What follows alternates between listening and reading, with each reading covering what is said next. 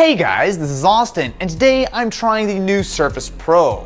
So, big shout out to Microsoft for inviting us out here all the way to Shanghai, and this is the lineup. So this is not the Surface Pro 5. Instead, they're dropping the numbers and going with a much more simple and easy to remember new Surface Pro name.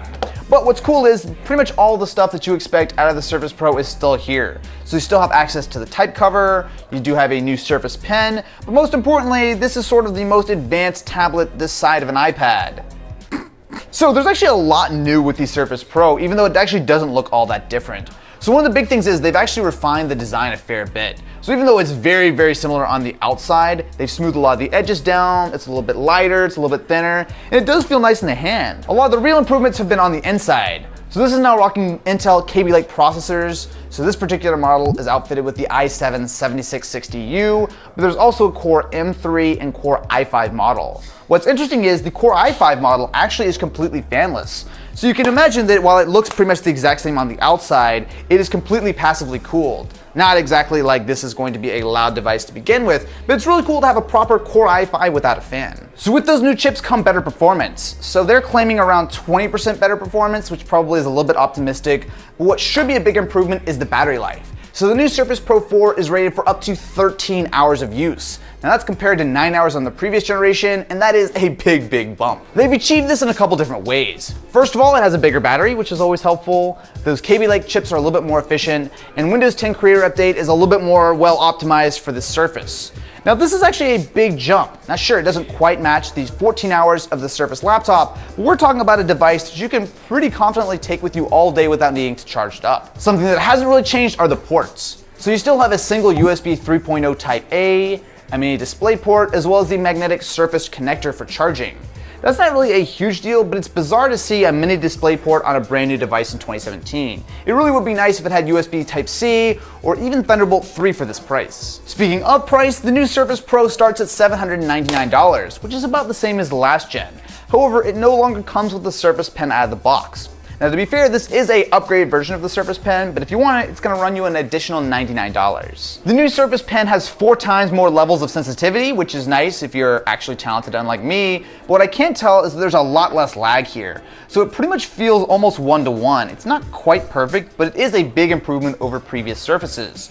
Now what's cool is this pen actually is going to be compatible with other Surface models, but it's going to be pretty much ready to go out of the box with the new Surface Pro. The kickstand now goes almost entirely flat, which is nice, so they call this the studio mode. But of course, if you do want a fully flat tablet, you can just, not use the kickstand.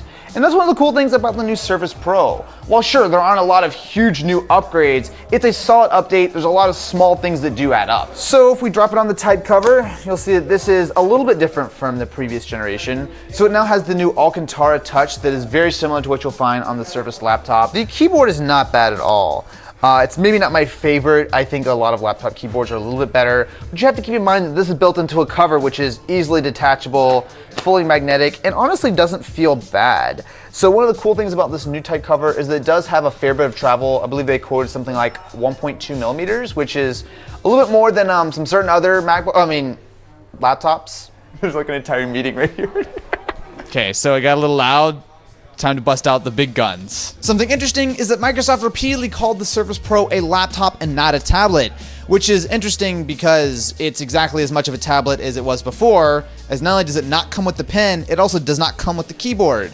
So yeah. The Pro will also be available with an LTE option in a couple months, which is nice, as it does help to differentiate it between the other Surface products. As you can see on the table behind me, there are now quite a few.